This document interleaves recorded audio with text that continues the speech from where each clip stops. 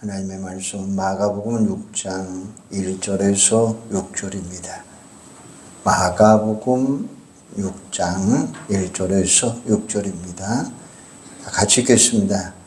예수께서 거기를 떠나사 고향으로 가시니 제자들도 따르니라.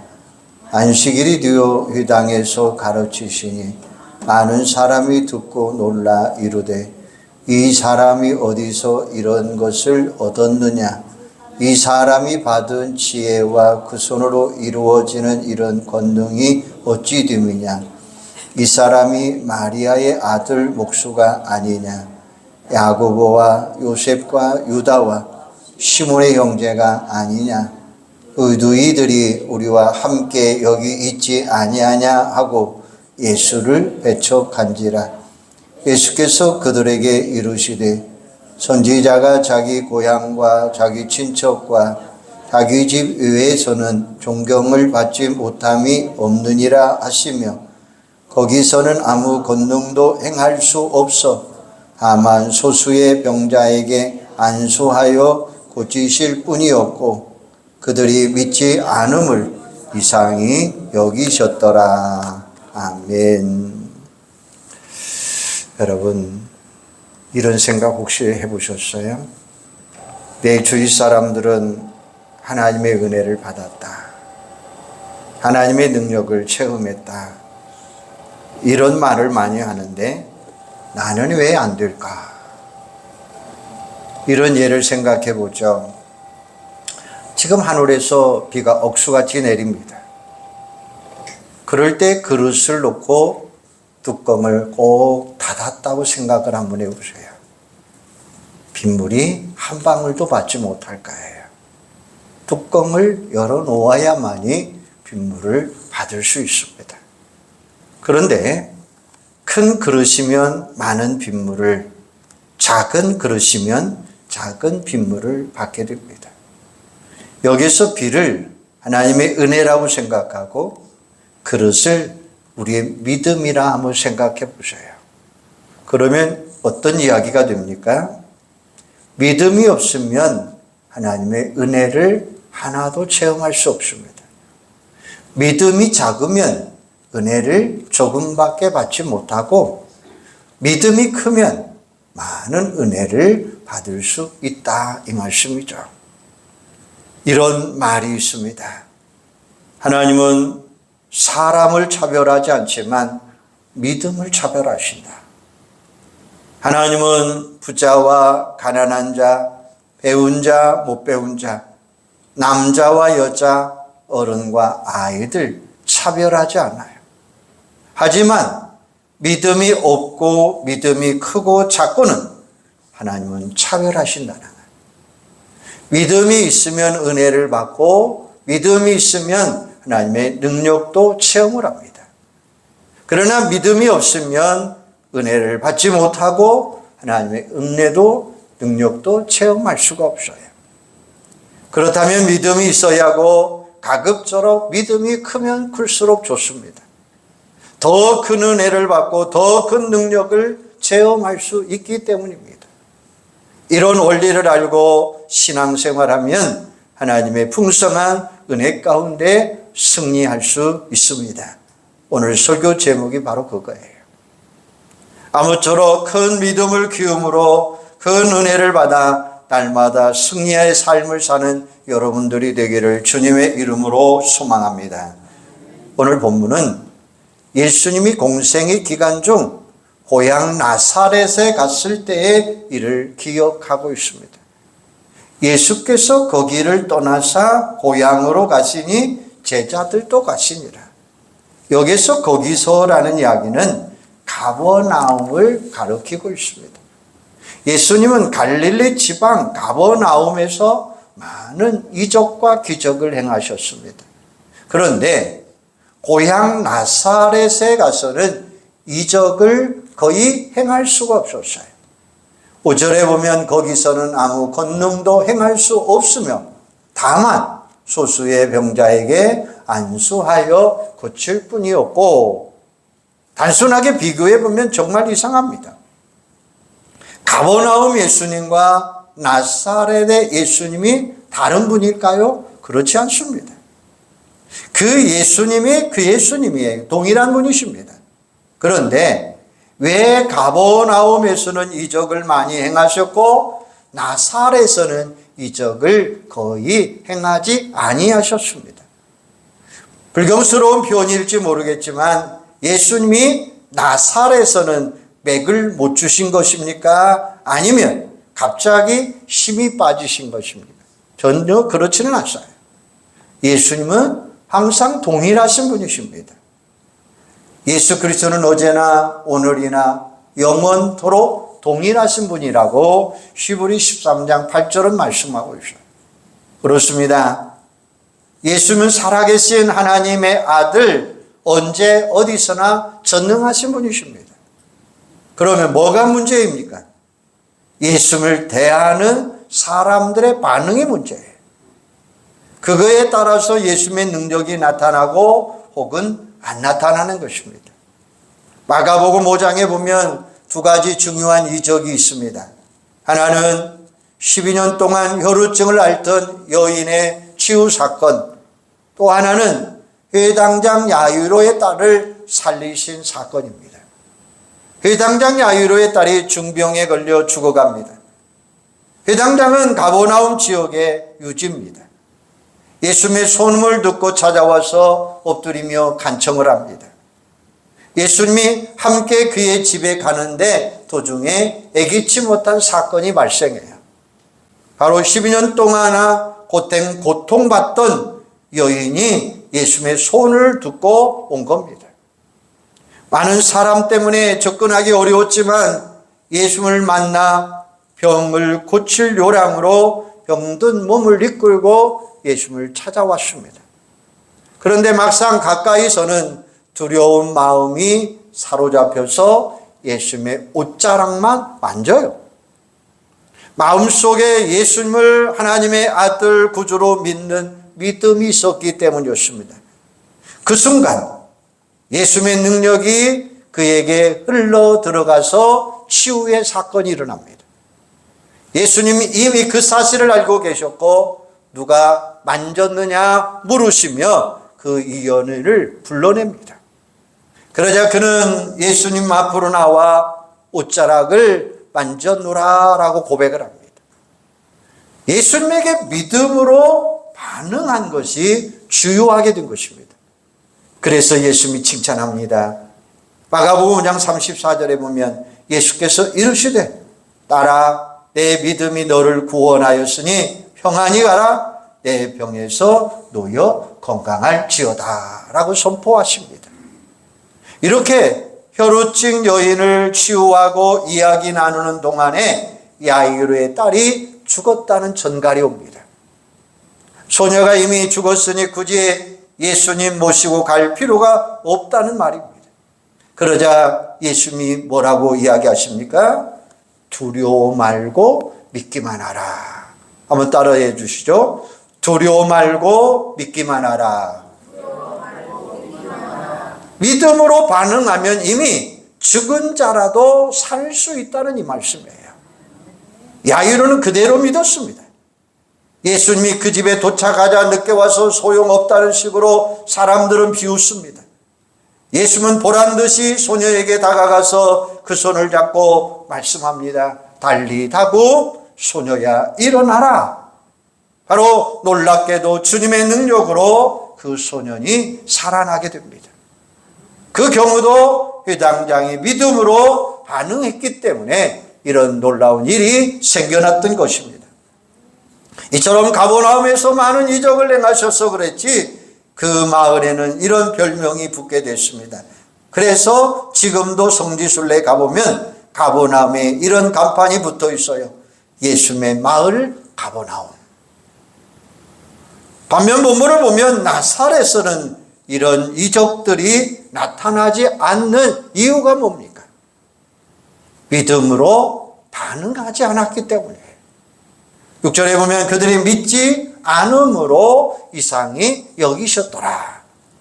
나사렛 사람들이 믿음으로 반응하지 않아서 예수님이 안타까워하셨다는 거예요. 나사렛 사람들이 얼마나 완악하고 어리석은지를 오늘 본문에서 가르쳐 주고 있어요. 예수님이 회당에서 말씀을 전할 때 놀라면서도 믿음 대신에 의심의 눈초리를 보여줍니다.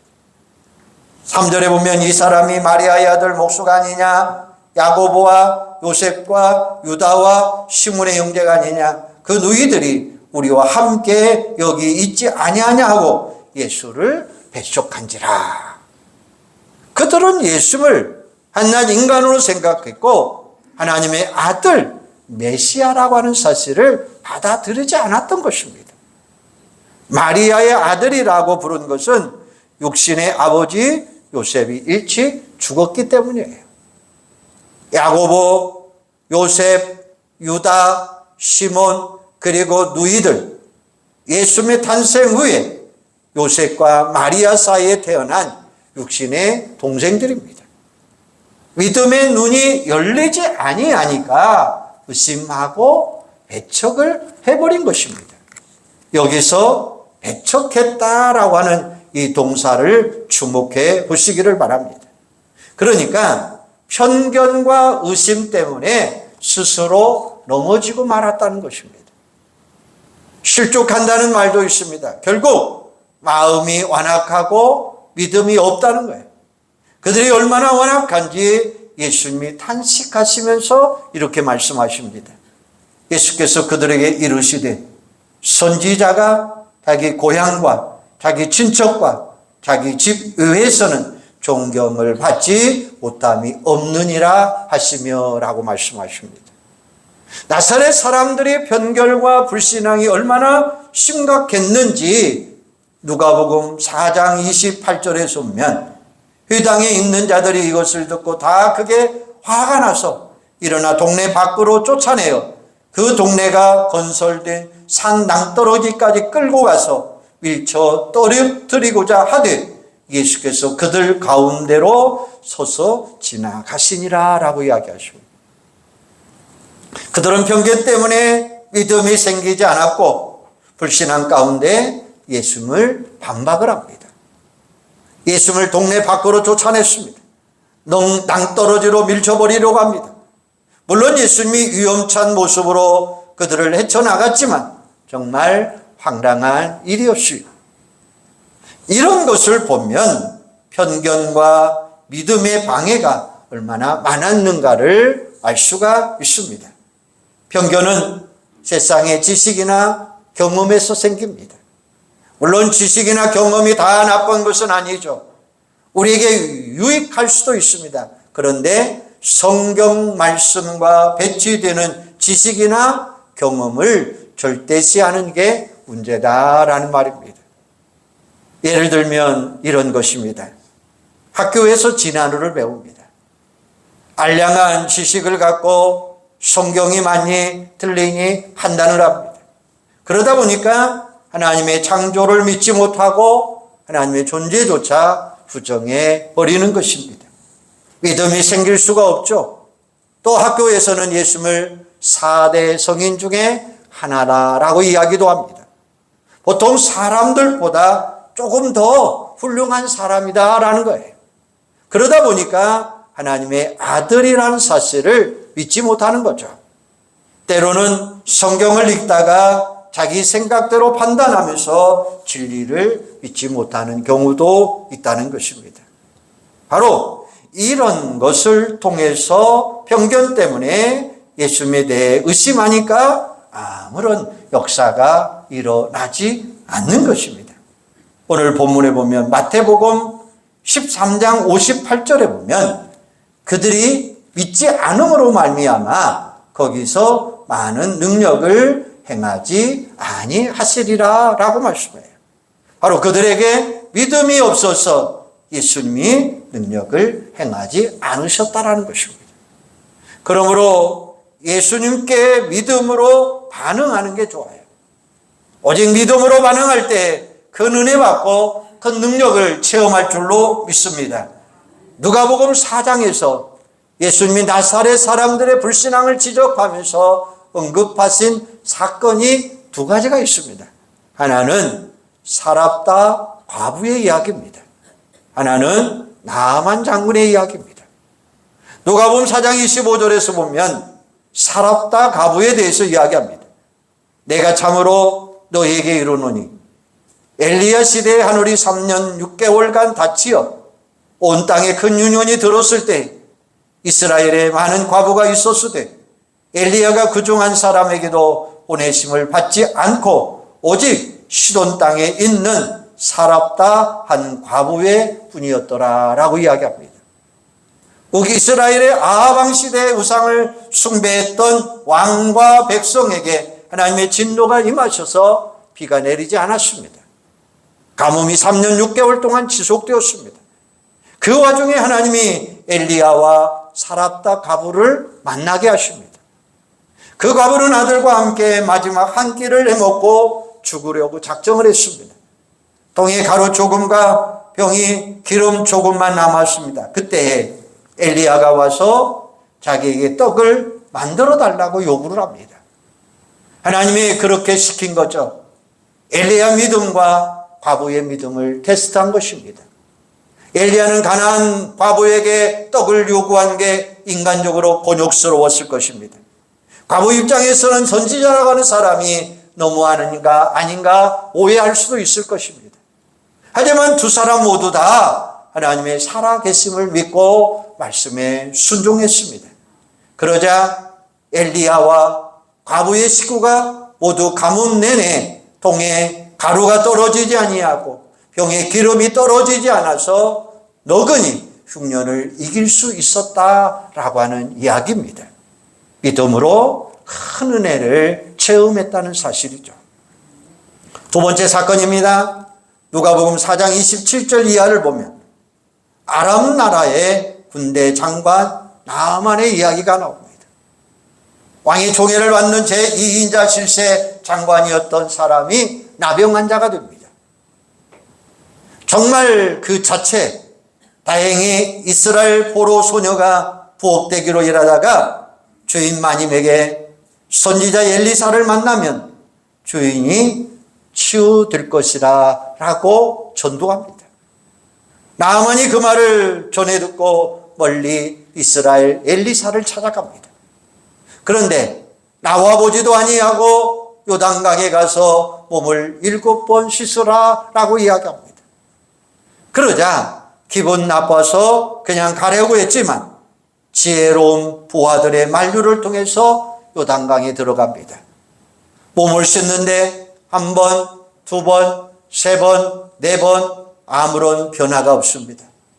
마음이 흔들릴 법도 한데 그는 끝까지 순종합니다. 7번째 몸을 씻으니 신기한 역사가 나아만이 위에 내려가서 하나님의 사람의 말대로 요단강에 7번 몸을 잠그니 그의 살이 어린 아이의 살같이 회복되어 깨끗하게 되었더라. 할렐루야. 그러니까 믿음이 최고라는 거죠. 하나님께 그리고 말씀에 믿음으로 반응할 때에 은혜가 나타나고 능력의 역사가 이루어진다고 하는 사실이죠.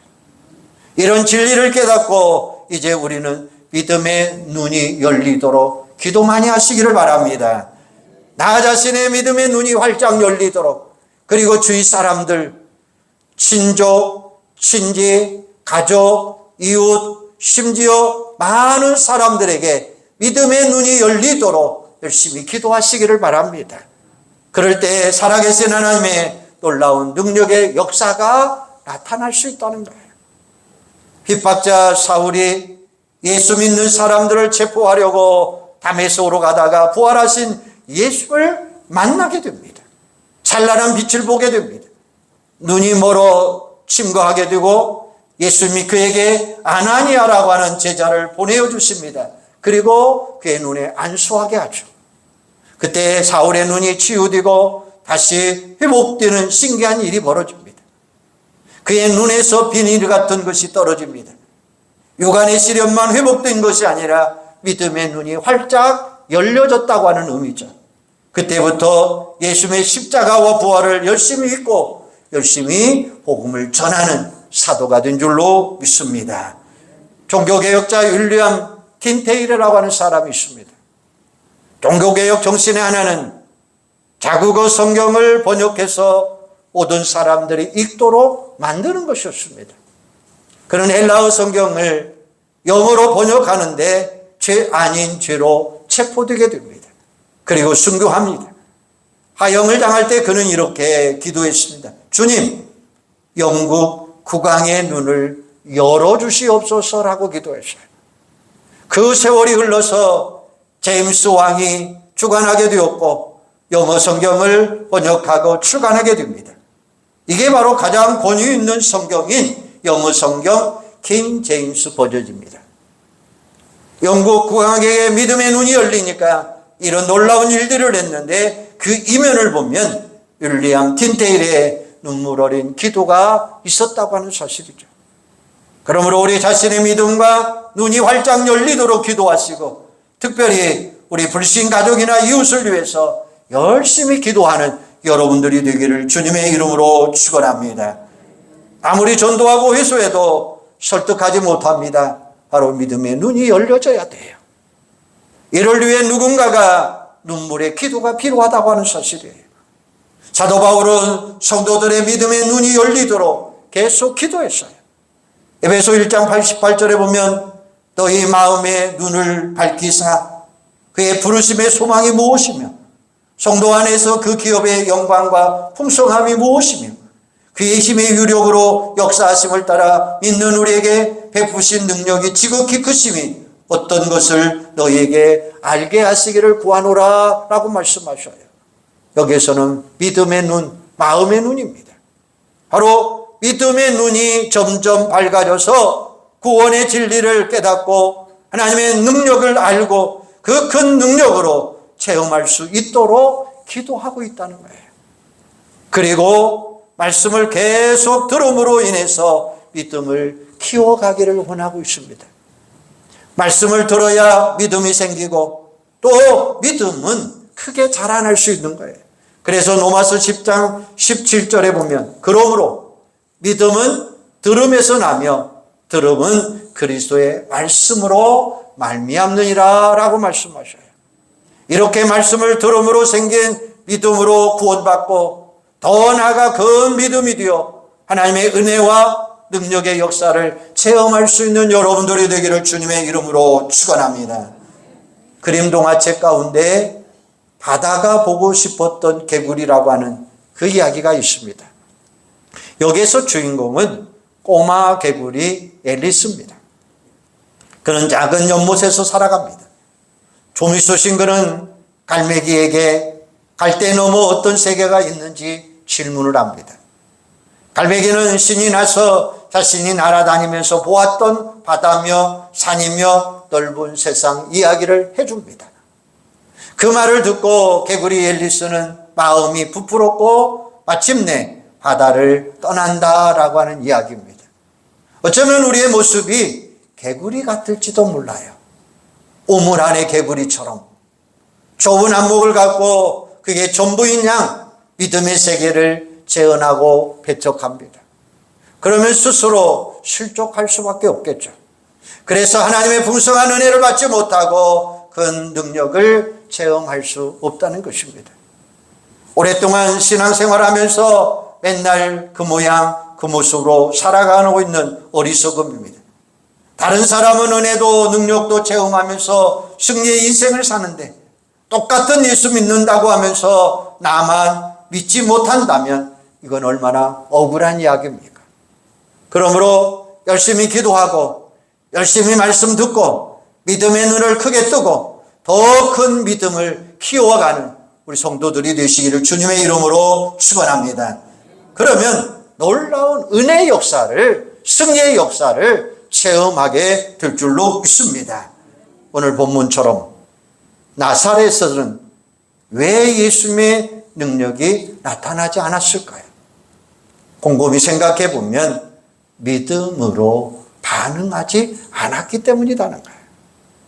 세상의 지식이나 경험으로 생긴 편견 때문에 사로잡혀 예수님에 대해 오해하고 있었기 때문입니다. 그래서 그들에게는 믿음이 생기지 않았다는 사실이죠. 아무쪼록 하나님의 말씀을 겸손하고 순수한 마음으로 받아들이시고 열심히 기도하시기를 바랍니다. 그래서 믿음의 눈을 활짝 열어서 정말로 살아계신 하나님의 은혜, 살아계신 하나님의 능력을 체험하시고 여러분이 가는 곳곳마다 승리의 삶을 사는 온 성도들이 되시기를 주님의 이름으로 축원합니다. 기도하겠습니다. 하나님, 오늘 나사렛의 사건을 통해서 우리 다시 한번 깨닫게 하여 주시옵소서. 똑같은 예수를 믿는다고 하면서도 어떤 사람은 큰 은혜 가운데, 큰 능력 가운데, 큰 믿음으로 살아가고 승리하지만, 그러나 어떤 분은 억울하게도 그런 은혜를 체험하지 못할 때가 얼마나 많습니까? 오늘 이 나사렛 사건을 통해서 우리 믿음으로 반응하게 하여 주시기를 원합니다.